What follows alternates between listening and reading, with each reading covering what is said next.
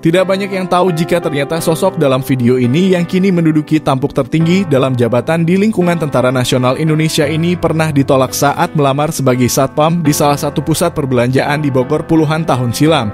Namun siapa menyangka setelah puluhan tahun berlalu, sosok yang pernah ditolak saat melamar sebagai tenaga keamanan di salah satu pusat perbelanjaan di kota Bogor itu kini menjadi salah satu tokoh penting di negara ini yang membawahi 3 komponen utama kekuatan militer Tentara Nasional Indonesia yakni darat, laut, dan udara. Sosok tersebut ialah Jenderal TNI Agus Subianto yang kini menduduki jabatan sebagai Panglima Tentara Nasional Indonesia atau Panglima TNI. Namun sedikit yang tahu bahwa ternyata di balik karir cemerlang yang telah diraih oleh anak seorang prajurit lulusan Sekolah Calon Tamtama TNI AD dari Cijulang, Pangandaran bernama Bapak Dedi Unadi itu tersimpan kisah pilu perjalanan hidupnya di masa lalu. Kisah pahit perjalanan hidup sang jenderal itu bermula saat ibunya pergi meninggalkan adik, ayah, dan dirinya ketika usianya belum genap 5 tahun. Hal itu sontak membuat keceriaannya di masa kecil tiba-tiba sirna. Kasih sayang ibu yang terenggut di usia kecil membuatnya frustrasi dan marah. Ia pun merasa tidak berharga, diabaikan, dan minder. Sehingga pelan-pelan dia menarik diri dari pergaulan. Meski sang ayah memutuskan untuk menikah lagi untuk mencari sosok pengganti seorang ibu bagi anak-anaknya yang masih sangat memerlukan kehadiran sosok seorang ibu.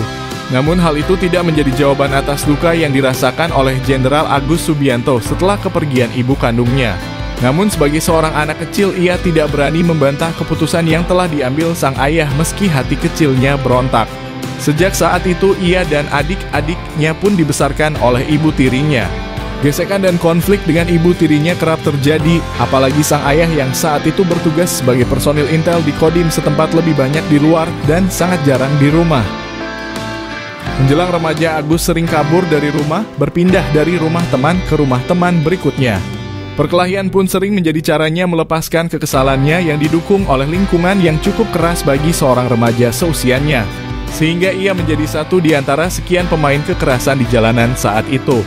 Karena senang berkelahi, sewaktu SMP ia pun mendaftar di salah satu perguruan karate keishinkan milik seorang tentara dengan tujuan agar jago berkelahi.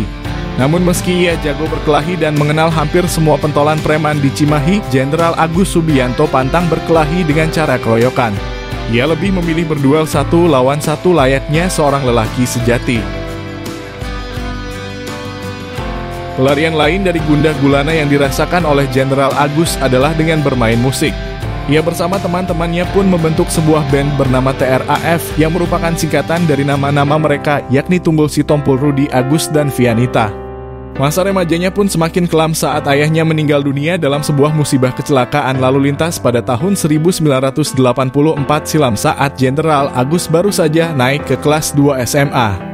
Saat itu rumahnya tiba-tiba diketuk oleh tamu yang kemudian diketahui adalah kolega ayahnya di ketentaraan.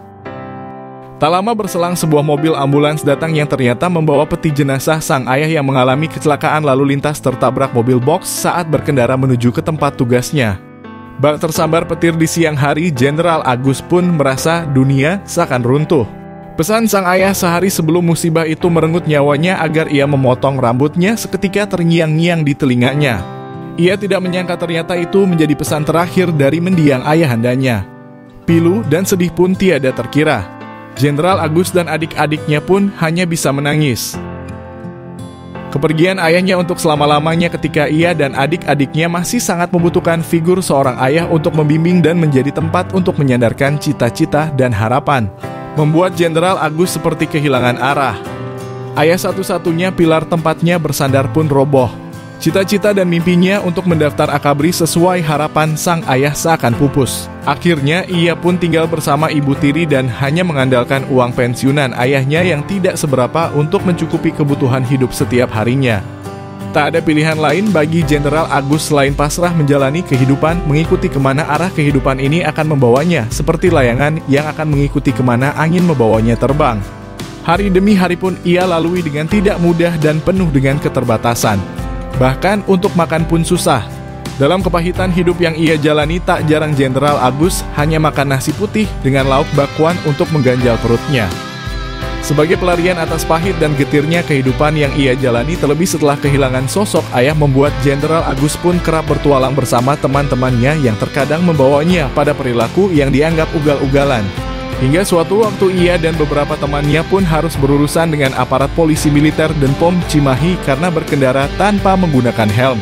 Sepatu bersol hitam dari bahan kulit keras bergerigi pun mendarat di perut, pinggang, dan tulang keringnya berulang-ulang. Meski demikian, hal itu tidak membuat nyali Jenderal Agus ciut dan meminta ampun. Dengan sorot mata yang tajam penuh amarah, ia pun menatap ke arah aparat polisi militer tersebut sembari berkata dalam hatinya, "Lihat saja nanti kalau saya jadi tentara." Kejadian itu ternyata menjadi titik balik bagi Jenderal Agus dan menjadi awal ia mempunyai tujuan hidup, yakni ingin menjadi tentara yang terdorong oleh rasa dendamnya kepada aparat polisi militer tersebut. Hal itu pun membangkitkan kembali memori kepada almarhum ayahnya dengan semua pesan-pesan yang disampaikannya, terlebih khusus keinginan mendiang ayahnya yang sangat berharap dirinya masuk AKABRI.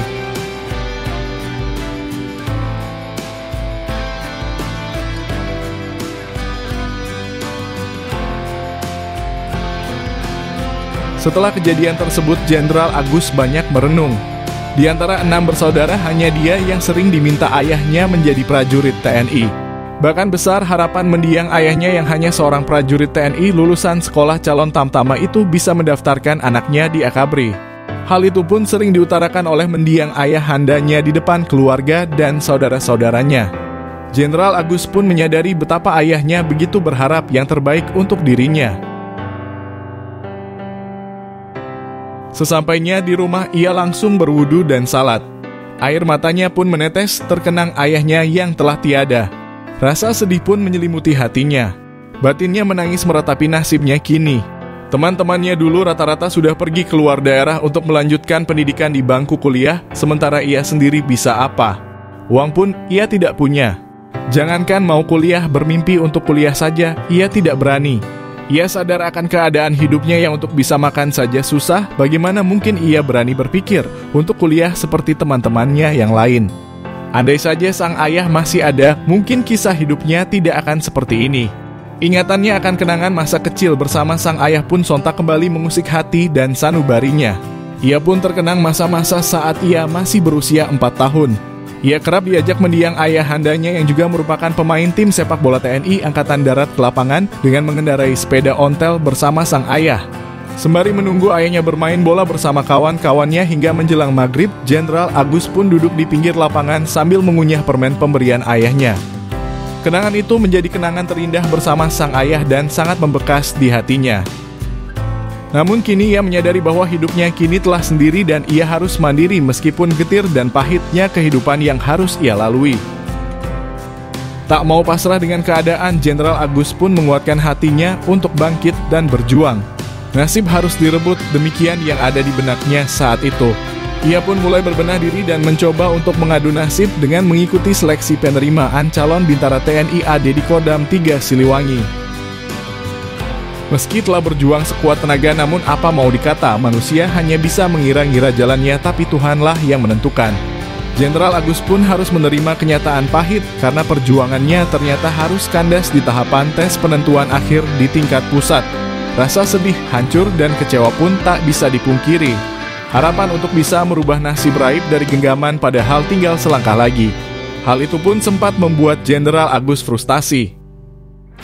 Namun ia harus kembali bangkit dan tidak mau terus-terusan larut dalam kesedihannya karena kehidupan terus bergulir dan ada kebutuhan hidup yang harus dipenuhi. Seperti apa kelanjutan kisah haru perjuangan hidup Jenderal Agus Subianto yang pernah ditolak saat melamar sebagai Satpam, tapi kini justru menjadi Panglima TNI? Nantikan kelanjutannya di part berikutnya.